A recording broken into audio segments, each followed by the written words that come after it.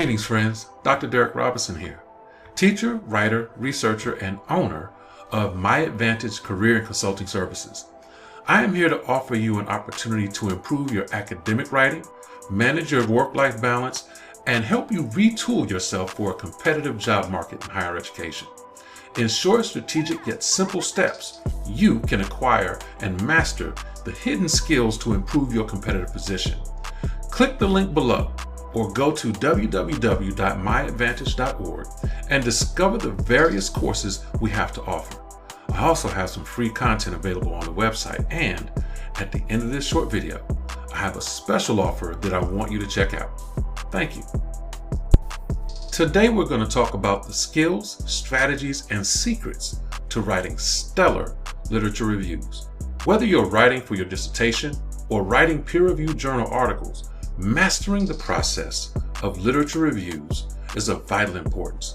With my strategy, you can become not only great at planning and writing literature reviews, but you can also be very well on your way to becoming a literature specialist. I have a full course and coaching program that takes you all the way through the literature review process and also builds habits of mind and skill sets that will give you a strategic advantage as a scholar. Today I share with you three main features of my program. I also will share with you a module from my program for free. I hope you're ready to jump in. I am Dr. Derek Robinson from MyAdvantage Career and Consulting Services, and this is Mastering the Literature Review from Skeptic to Success Story. Once again, welcome to Mastering the Literature Review from Skeptic to Success Story. I was an admitted skeptic of writing lit reviews. Why was I a skeptic? Well, during my doctoral program, we did a lot of group writing. And in group writing, what I found was that very few people volunteered to write the lit review, which ended up being my job. And why do people not volunteer to write lit reviews? Lit reviews are boring. Lit reviews can be tough. And organizing a literature review can be extremely difficult. So what changed? How did I go from a skeptic to a success story? I attributed that change to three people and taking what each one had given me and combining it together. So it was a professor of mine when I was in my doctoral program that taught me thematic analysis. It was a colleague of mine when I was professor at the University of Memphis who taught me the system of note carding. And it was my dissertation chair and mentor when I was in my doctoral program that taught me how to create detailed outlines. And simply what I did was I combined what each person gave to me and put it together. So today I'm going to share with you three main features. While I teach the entire in-depth course on this topic, I want to share with you these three features of mastering the literature review from skeptic to success story. And those three parts are these. 1, perfecting the literature research. 2, developing article cards. And 3, developing detailed written outlines as blueprints for writing. Part 1 is perfecting the literature search. I often have students tell me, there's no literature on my topic. While there can be some truth to that, the literature is out there. You just have to know a few things before you take a deep dive. So within part 1, I'm going to give you three things to think about. 1 is your word choice in your search. 2 is knowing who needs to be in the conversation and in the discussion. And 3 is gathering articles and knowing your saturation point. Not when you get tired, but your saturation point. So, the first part of this is word search. Now, every topic can be broken down into components or subtopics. So, if you have not taken a chance to do this in your literature search, going into your topic and breaking down some of the subcomponent or subtopics of your research will do you well to do a literature search. The second part of that is you don't stop there. For every set of word topics and components, there are some other synonyms that can go along with the search. So if you're looking for something like principal leadership, but you use school leader leadership, they may yield you different results. So knowing your topic and knowing some synonyms to go along with them is a part of this process. The third part of word choice and search is knowing how to scaffold to construct your topic. There may not be a direct set of articles on summer learning loss. But there may be many of your component topics that can help you build up to that literature review topic. So knowing how to scaffold to construct your literature topic is going to be key in word search and word choice. The second part of this perfecting literature search is knowing who needs to be in the conversation. I want you to look at literature reviews as a conversation among scholars. So you've got to figure out who's invited to the room that you're setting up. So in order to do that, you have to know the current scholars. And those are generally the ones who have been publishing on this topic for the last maybe 5 to 7 years, giving more respect to more recent articles. And you also have to know the seminal scholars, those who coined the phrases that you're using in this topic, those who are cornerstones of your topic, those who are often referenced in everyone else's literature review are generally going to be your seminal scholars. The third part of this, and the one I really want you to think about, if you already are planning to write for a targeted journal, then looking through those journals and having a command of their literature, but also knowing the journal editors and what they've produced as research would help a long way. So they definitely would need to be in those conversations. So you need to know the perfect balance of current scholars, seminal scholars, and then targeted editors, journals, and the scholars who produce in those particular spaces. The third part of perfecting the literature search is gathering articles and then knowing the saturation point. So oftentimes this is going to depend on three things. Well, one, knowing the field in a targeted journal. So if you're writing and you already know your targeted journal, then you probably can go into several similar articles and figure out at what point did they reach saturation. So that's a guide. The second part is considering this. It may depend or change depending on the field you're writing in and the journal you're targeting writing in. I find that as a general research article, 35 to 60 articles can make a good lit review. And this just depends on the length of space you're allotted. Sweet spot maybe around 40, 45. If you're writing a dissertation, that's different. If you're writing a dissertation, a lit review is probably going to be anywhere from 80 to 125 articles, just general practice. But for a strong literature review for a dissertation, it's probably going to encompass anywhere from 80 to 125 articles. So it's nothing we just do overnight. The second feature that I want to share with you today in Mastering the Literature Review is called Developing Article Cards. This aspect of Mastering the Literature Review was developed from a discussion with a colleague. He was showing me a technique that was given to him when he was a special ed student in middle school. He brought it into practice as a professor. When I saw it, I knew it was genius. I immediately worked it into my literature review practice, and today it is called the article cards. So I have three things I want to talk to you about that. One, what are article cards? Two, what are cards and card sets? And three, what is the functionality of this particular practice? So here is a set of article cards that make a literature review for me. This is maybe about 30, 35 articles here.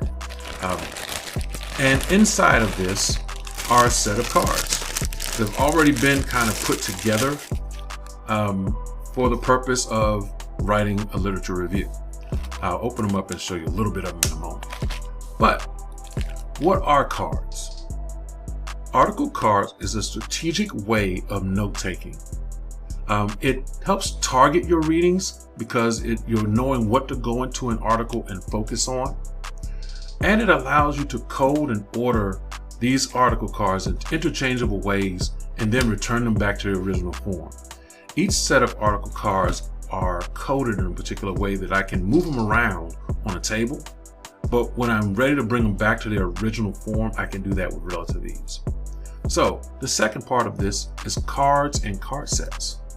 A card is simply an individual paraphrased note from a reading.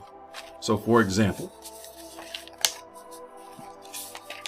I have a card here in which you can see information, but you mostly see a code.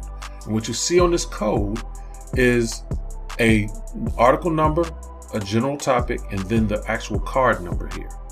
So that is an article card. If I do a whole article and take notes on the cards, that is a set, and that's simply all the cards that come from one article. So it's a set of index cards. Now, the functionality of this. This allows me to integrate and match ideas from several authors.